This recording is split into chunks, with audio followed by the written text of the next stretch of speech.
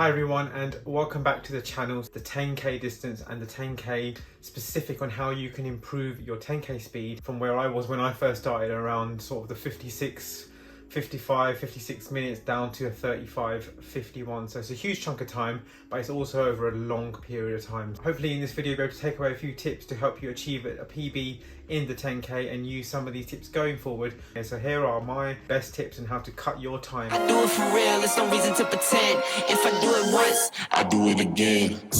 Add it up, bankroll, euro, peso. Number one is all about consistency. So when I first started running many moons ago, time wasn't really my first thing that I was thinking about. Again, this is talking about day in, day out, week in, week out, month by month, year by year. That is what consistency is, and that is how you repeat success, and that is how you will chop away at your 10k time. And you may not see success straight away, but if you're consistent enough, you keep going, you do your weekly sessions, you build in your easy mileage, eventually you will lead down to cutting down your time because you're getting better and better, you're learning from the experience. All my best experiences have come from learning from what's gone wrong. Again, with life and with running, you fail many times until one day it does click, whether that's the perfect race day or whether that's the training block. Continuously do so, it will click. So the biggest tip number one is consistency.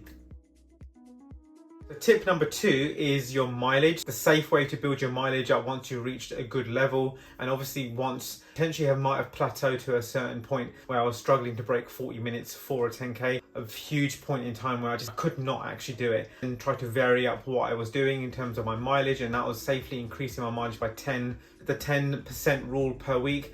You are able, and your body is able to withstand the increase in mileage without getting injured, but to also prevent injuries at the same time. If you're running 20 miles per week, you want to add 10% on the next week. That means that you should be able to run comfortably another 22 miles, and then again from there another 10% on top of that. If you follow the 10% rule, you are able to build your mileage very safely. And some of my worst periods of time have been when I've been injured because I've not followed the rule, or I've just basically done too much too soon. Building that mileage, having that base mileage, that base foundation of a lot of easy miles before you introduce anything on top of that. So that kind of leads me on to the next point, which is tip number three. Introduce some speed work. There are two forms of speed work that I recommend for a 10k. Speed work number one is your interval session. So this is the short form of interval, something like 400 repeats, 800 repeats, up to a kilometer repeats for the 10k. And then you've got your tempo/threshold sessions for the longer sets. So each one provides a different benefit to your training. So once you've built your mileage up, once you've built solid foundation for your training, you then want to inject a little bit of variation. And this was the biggest breakthrough that I had in terms of breaking 40 minutes, coming down from like 45 minutes down to 40, and then from 40 down to 35. My base each time had grown and grown and grown, so my aerobic conditioning over the period of time had got better. So adding the speed work in, and for the interval side of things, not only does it improve in terms of your turnover and your cadence and your speed endurance, it also helps your form and mechanically cover the ground a lot quicker. So I think this is incredibly essential in terms of turning your legs over, getting that 180 plus cadence, and also increasing your stride length with drills as well as that. In terms of the long sessions that you can do, some of my favorite sessions are the threshold sessions because they are working you but pushing you outside your comfort zone. That's the key takeaway I want you to remember, is it's outside of your comfort zone. It should be that 7 to 8 effort out of 10, around that 85 to 90% of your maximum heart rate. When you start off, you could do 2 times 8 minutes. You can then progress to 2 times 12 minutes. Then you can also progress that to sort of 2 times 15 minutes. Week on week, you'll see yourself progressing. Same with the shorter work. You could do 10 times 400 meters off a 90 seconds recovery. When I mean recovery, it could be like a jog, or it could be a walk back to where you started. As you start off, you could probably start off around the 90-second mark for the recoveries. As you progress, you can then knock it down to 60 seconds. In terms of other sessions that I really like for the 10k is a pyramid session. So it's a 200, 400, 800, and then a kilometer, and then you come back down to an 800, 400, 200, and there is a varying different reps. Speed work is essential as it introduces a lot of quality into your weekly mileage. You build speed into your legs and also hold that speed endurance that you need over the 10k. In terms of mileage that you kind of need, we go up to about 11 or 12 miles per week. When I was running my 35 minutes 51, I sort of topped off at around 50 to 60 miles per week. Just because I was in half marathon training, you don't have to do 10, 11 hours a week. You can actually lower it, but if you do want to achieve a top end time of a 10k, then you do need to put the miles in, the speed work, which complements and they work hand in hand to have that quantity as well as quality, which builds together the consistency over the distance. So it's very much a Venn diagram of where you need to be, and in the middle is where your PB sits and where you were hoping to get to. So another thing to mention on top of those sort of sessions is to practice your goal race pace. So what is it that you want to break for the 10k? For example, if you want to break 40 minutes, that is essentially running 6:26 per mile or a 4-minute kilometer. Something like 4 times a mile is perfect, or even 6 times a mile off like a 90 seconds or a 2-minute recovery, where you are running at that pace, like or slightly quicker. I would personally do it just a tiny bit quicker,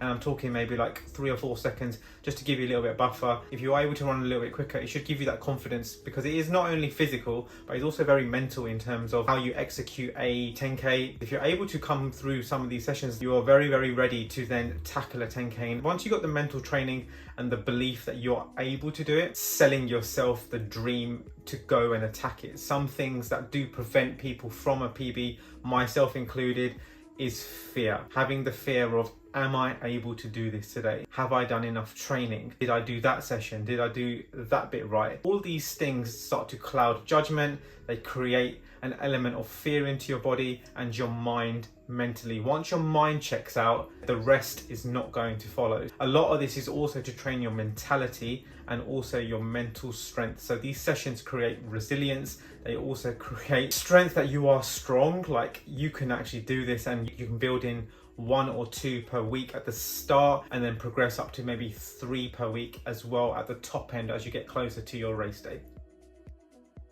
Tip number 4 is recovery. So being very resilient with your mobility work in the morning. So I like to do a sort of 10 to 15 minute routine every single morning. This is just light stretching, just light movement, loosening up my back, introducing a few hip openings, nothing too crazy. And then in terms of good recovery, so that's foam rolling after every run, also after speed sessions or very, very tough tempo sessions, is to fill up a bucket of water in the garden, in the bin, and just chuck a load of bag of ice in it and spend sort of 10 minutes in the ice bath. If you literally cannot stomach it, then take a cold shower and run the shower head, if you're able to detach it, over your legs. Just promote a little bit of cold water therapy onto your legs. Blood will rush back into your body, rush back into your legs, to promote good blood flow and get out any junk that's in the body. Eat well, good carbohydrates, good proteins, fueling yourself up really well, because you can't do any of this without any fuel. The biggest thing out of all this is getting good sleep. I like to get around 8 hours minimum every night, so trying to get good sleep